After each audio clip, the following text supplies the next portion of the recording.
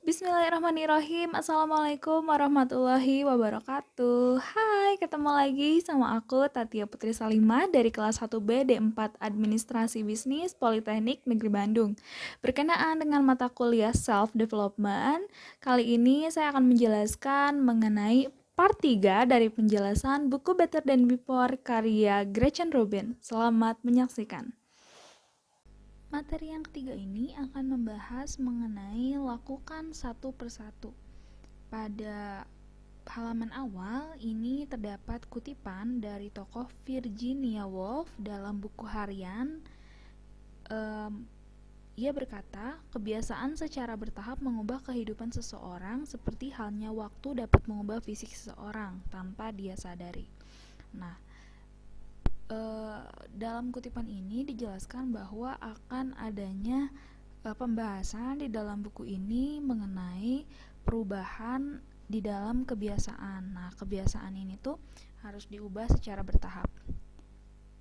Pada pembahasan bab kali ini akan menjelaskan mengenai strategi 4 kecenderungan, perbedaan-perbedaan, dan pemantauan yang memiliki kekuatan dari kesadaran diri. Nah, kenapa dibahas tentang hal ini? Karena penulis cenderung lebih tertarik pada sesuatu hal yang pasti atau konkret. Nah, dan juga penulis ingin keluar dari pikirannya sendiri untuk bertindak sesuai dengan apa yang dipelajarinya. Mulai dari strategi dasar. Kenapa dari strategi yang paling dasar? Karena nantinya akan lebih mudah untuk menanamkan sebuah kebiasaan baru yang jika landasannya ini memiliki kekuatan tersendiri. Meskipun banyak para ahli yang menyarankan untuk berfokus pada proyek kebiasaan satu proyek untuk merubah kebiasaan di dalam satu waktu untuk mengubah niat, tapi sebagian besar lainnya mencatat bahwa orang yang membangun suatu kebiasaan positif ini seringkali mudah untuk memperbaiki kebiasaan hal lainnya. Nah, sebagai contoh, orang yang tetap mengikuti satu program latihan juga menunjukkan perilaku kesehatan dan pekerjaan yang lebih baik. Di bab ini dicontohkan mengenai bahasan mengapa banyak dari agama besar ini memiliki suatu agenda tertentu seperti pembersihan, Paskah, Ramadan, Yom Kippur, dan lainnya. Nah, ini tuh untuk menghasilkan suatu komando mandiri dan perubahan ini menumbuhkan kesadaran di dalam dirinya. Nah, kebalikannya juga benar, kebiasaan yang tidak diinginkan akan berkumpul bersama dan saling menguatkan.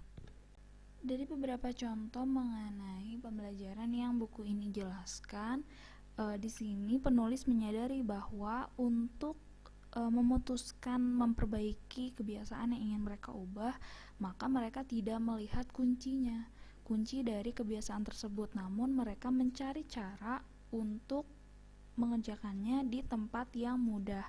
Dan penulis menjelaskan bagaimana cara memulai untuk mengubah kebiasaan buruk. Di sini penulis menyarankan untuk langsung memperkuat kontrol diri. Nah, kebiasaan ini berfungsi sebagai dasar untuk membentuk kebiasaan baik lainnya. Mereka melindungi kita agar tidak terbebani secara fisik atau mental karena kita tidak dapat mengatur diri sendiri. Penulis juga melakukan sebuah penelitian yang hasilnya adalah kita bisa memulai mengubah kebiasaan yang dapat membantu kita untuk yang pertama tidur, kedua bergerak, ketiga makan dan minum yang baik, dan keempat merapikan. Nah, kebiasaan dasar ini cenderung untuk saling menguatkan. Misalnya olahraga membantu kita untuk tidur membantu kita untuk melakukan hal-hal yang lebih baik, misalnya juga untuk mencoba melakukan perubahan kebiasaan. Selanjutnya, untuk yang agak misteriusnya ini, kebiasaan dasar terkadang membuat perubahan besar di dalam kehidupan seseorang. Misalnya, seorang teman berkata, "Saya membersihkan kulkas saya dan sekarang saya merasa bisa beralih karir." Meskipun kebiasaan saya cukup bagus, strategi pemantauan telah menunjukkan bahwa saya dapat melakukan hal untuk memperbaiki kebiasaan dasar saya sendiri. Yang pertama adalah mengenai tidur. Waktu tidur dari penulis yaitu Gretchen Rubin ini adalah pukul 10.30. Nah, dia ingin mengubah atau mendorong dirinya supaya tidur tepat pada waktunya. Maka dari itu dia mempersiapkan persiapan sebelum tidur itu lebih awal, seperti menggosok gigi, mencuci wajah, menukar kontak lens dengan kacamata, menggunakan piyama, dan lain sebagainya. Lalu juga setelah ia melakukannya lebih awal, dia dapat menemukan bonus yang tak terduga untuk mempertahankan waktu tidurnya. Nah, dia juga bertarung dengan kebiasaan baik yang seperti saya seringkali pergi ke dapur untuk makan kudapan terakhir. Nah, ini tuh membuat lebih rentan kelaparan dan godaan. Mungkin salah satu alasan mengapa obesitas lebih sering terjadi karena orang dengan waktu tidur yang sedikit.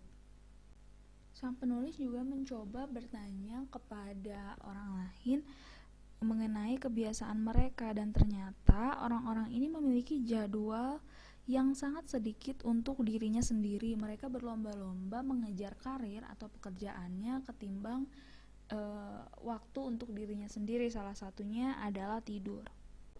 Banyak orang yang mengeluh karena kelelahan terus-menerus yang melekat pada dirinya, dan ternyata faktanya adalah kita butuh untuk tidur.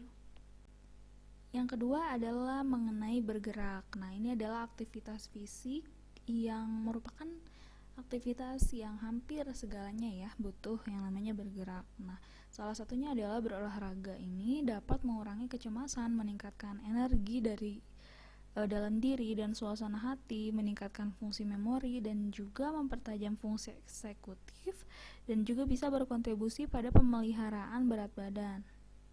Dalam berolahraga ini banyak yang masih belum mengenal dirinya sendiri karena misalkan mengikuti tren atau misalnya berganti-ganti fokusan, misalkan ingin fashion yang bagus, kemudian nanti ia berubah ingin membentuk otot dan lain sebagainya. Nah, hal ini tentu bukan tidak adanya alasan, tetapi karena banyak faktor yang berkontribusi untuk menentukan apakah jenis olahraga hanya cocok dilakukan oleh orang-orang tertentu, seperti itu.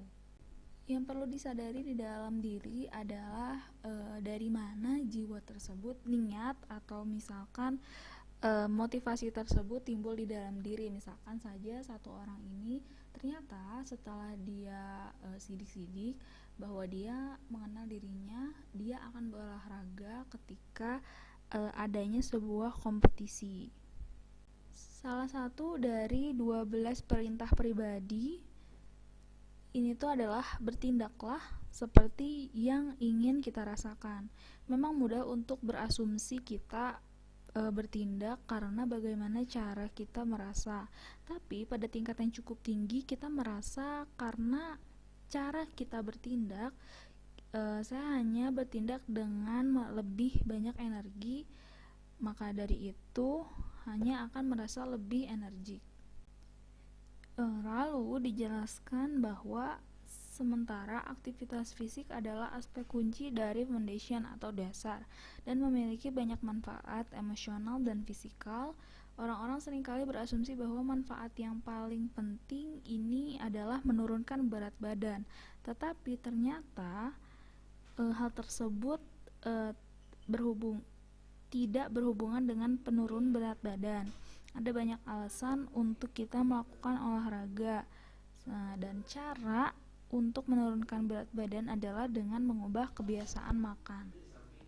Yang ketiga adalah mengenai makan dan minum yang benar. Nah, beberapa aspek kehidupan sehari-hari sebetulnya lebih mendasar daripada hanya sekedar makan gitu ya. Tetapi banyak orang yang bisa kehilangan kontrol karena makanan ini. Ada paradoks seperti ini. Karena otak perlu makanan untuk mengatur impuls, salah satu cara terbaik untuk menghindari kebanyakan makan adalah dengan cara makan itu sendiri. Nah, lalu sang penulis ini memutuskan untuk menjadikan sebuah kebiasaan, yakni makan hanya ketika lapar dan juga berhenti makan saat sudah merasa kenyang.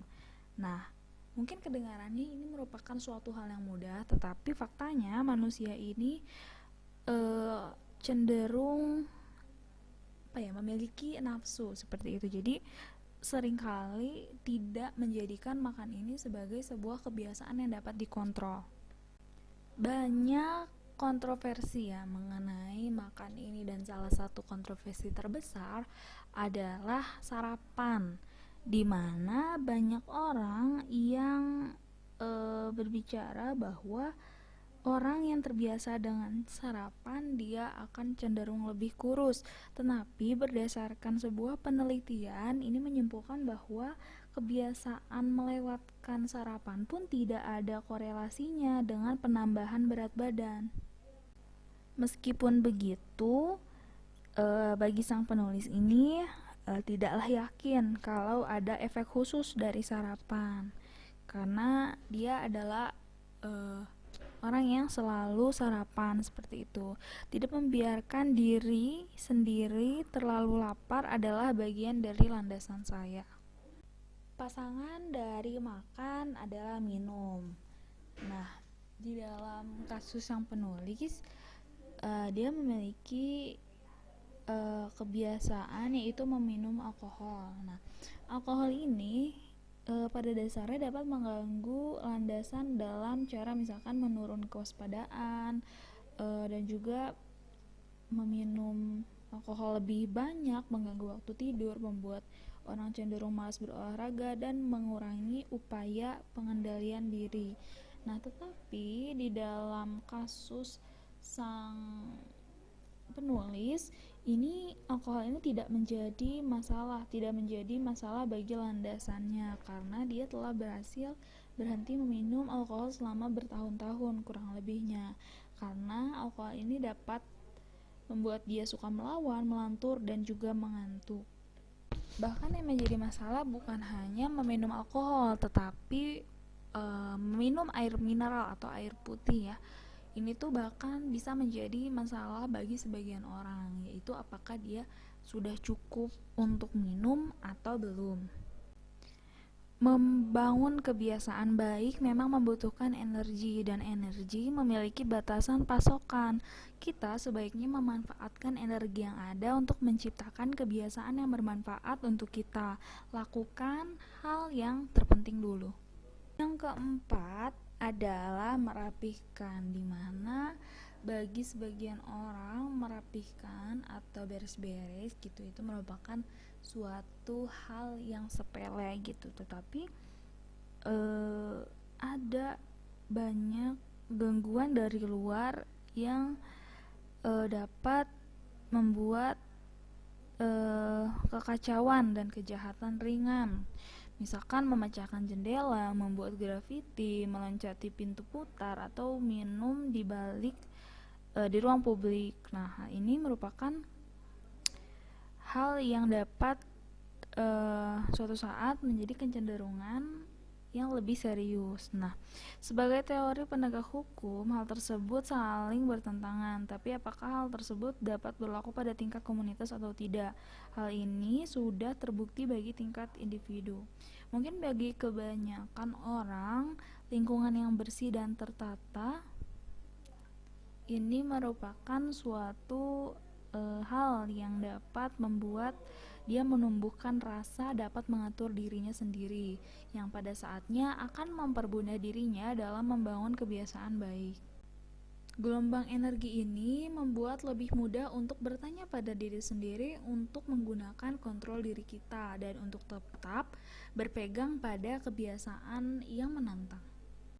Sebetulnya saya adalah seorang yang tidak terganggu dengan keadaan ketika suatu lingkungan itu berantakan. Nah, tetapi ini merupakan pandangan dan cara bagi beberapa orang dengan hal yang berbeda. Nah, bagi sang penulis yaitu Gretchen Rubin, di sini menjelaskan bahwa lingkungan yang berantakan adalah jendela yang pecah yang membuat produktivitas dan kreativitas dia menurun. Nah, sehingga dapat dikatakan bahwa dia tidak nyaman dengan yang namanya keadaan yang berantakan, karena tokoh Gretchen Rubin ini adalah tokoh yang menyukai kebersihan atau kerapihan. Nah, lalu selanjutnya di sini adalah dijelaskan mengenai rapihkan tempat tidur yang ditulis di dalam The Power of Habit karya Charles Duhigg gitu ya. Nah, kebiasaan merapikan tempat tidur ini memiliki korelasi pada rasa kesejahteraan yang lebih besar dan produktivitas yang lebih tinggi. Nah, ketika banyak hal yang berantakan seperti itu dapat menjadikan diri kita tuh tidak nyaman, seperti menumpuk cucian, menumpuk sampah, tidak dapat menemukan barang-barang penting seperti paspor, jadi mengganggu kehidupan. 4 tendensi yang sudah dijelaskan ini membuat perbedaan besar atas kebiasaan Gretchen Rubin. Tapi apakah hal ini juga terasa penting bagi orang lain untuk bereksperimen dengan teorinya? Maka kita harus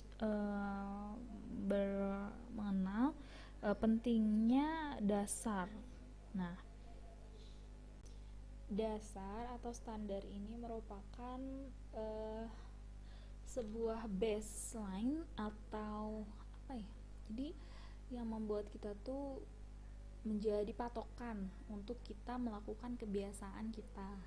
Nah, seperti itu. Nah, sehingga pentingnya dasar ini dijelaskan oleh Gretchen Rubin.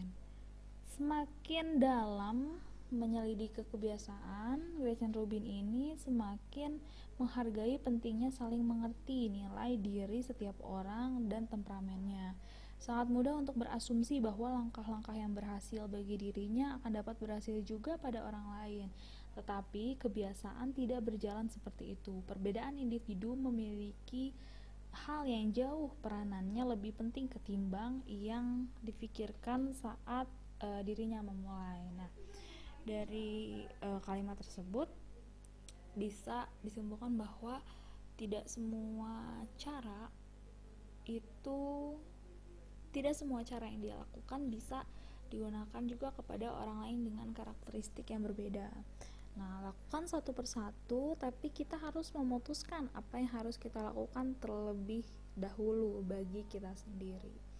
Nah, berarti ini adalah peran kendali di dalam diri kita untuk mengontrol apa yang ingin kita ubah dan bagaimana cara mengubahnya. Wah, menarik sekali tentu pembahasan pada part 3 ini, dan ternyata sudah cukup untuk materi 3 ini. Semoga bermanfaat untuk teman-teman sekalian. Terima kasih, mohon maaf apabila ada kesalahan. Wassalamualaikum warahmatullahi wabarakatuh.